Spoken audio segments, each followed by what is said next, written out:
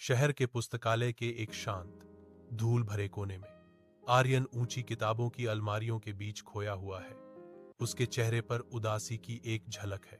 वह एक पुरानी, चमड़े से बंधी किताब तक पहुंचता है, जिसका कवर समय के साथ घिस गया है। ठीक उसी क्षण सारा का हाथ उसी किताब को लक्ष्य करके बढ़ता है। उनकी उंगलियां छूती हैं, एक आकस्मिक बिजली का स्पर्श जो एक अचानक संबंध को चिंगारी देता है। वे एक दूसरे को देखते हैं।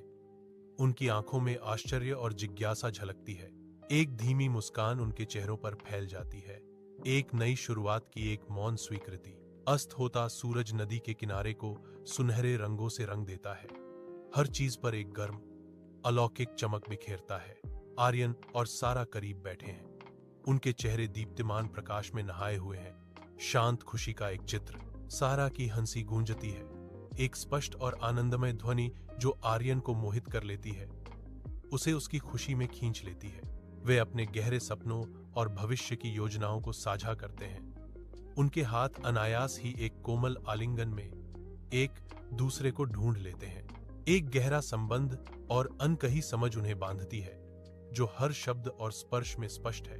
अपने धुंधले रोशनी वाले कमरे में आर्यन एक पुरानी किताब को गोद में लिए हुए है। हवा में एक शांत उदासी छाई हुई है। यह वही किताब है जिसे उन्होंने और सारा ने मिलकर खोजा था। उनके साझा अतीत से जुड़ा एक ठोस संबंध। उसकी उंगलियां धीरे से घिसे हुए पन्नों को सहलाती हैं। हर मोड़ एक जानबूझकर कोमल हरकत है। आर्यन की आंखों में अनकहे आंसू चमक रहे थे, फिर भी उसके चेहरे पर गहरी शांति छाई हुई थी।